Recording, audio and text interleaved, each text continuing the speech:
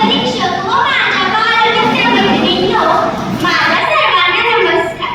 आजच्या माझ्या पेहरावावरून तुम्ही ओळखलंच असाल की कोणत्या विषयावर बोलणार आहे. बरोबर, दिवाळी. दिवाळी सण मोठा, नाही आनंदाला तोटा. दिवाळी सण मोठा, नाही आनंदाला तोटा. दिवाळी सण मला खूप आवडतो. दिवाळीमध्ये सुट्टीच असते. सुट्टी शाळेला असते, सुट्टी अभ्यासाला असते. भरपूर खेळायचं, मज्जा करायची, फराळ खायचा आणि दिवाळी सण साजरा करायचा. पावसामध्ये झालेली अस्वच्छता स्वच्छ करून आम्ही सारेजण तयारीला लागतो. ही तयारी करताना मला खूप मज्जा येते.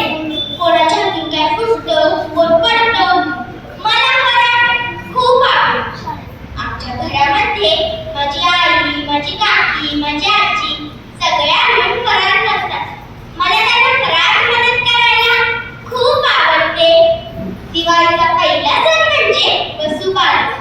गायीविषयी प्रेम व्यक्त करायचं, गायीविषयी कृतज्ञता बाळगायची, गायीला नैवेद्य द्यायचा, घास द्यायचा.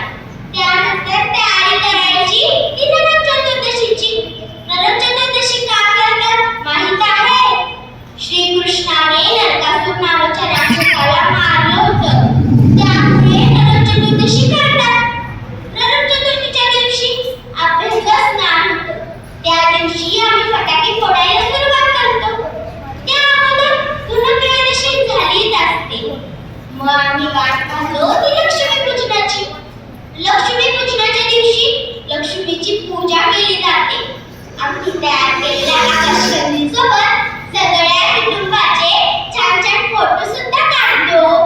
त्यानंतर आम्ही आमच्या देवाला नमस्कार करतो, देवीची आरती म्हणतो आणि वाट पाहतो भाऊबीजेची. भाऊबीजेच्या दिवशी माझी आत्या आमच्या घरी येते, माझा मामा सुद्धा आमच्या घरी येतो. मी सुद्धा माझ्या भावाला ओवाळते. तो मला भेटवस्तू देतो, मीही त्याला भेटवस्तू देते आणि भाऊबीज साजरी होते.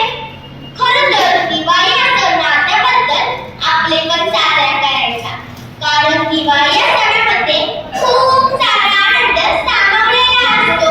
दिवाळीचं सगळ्यात मोठं वैशिष्ट्य हे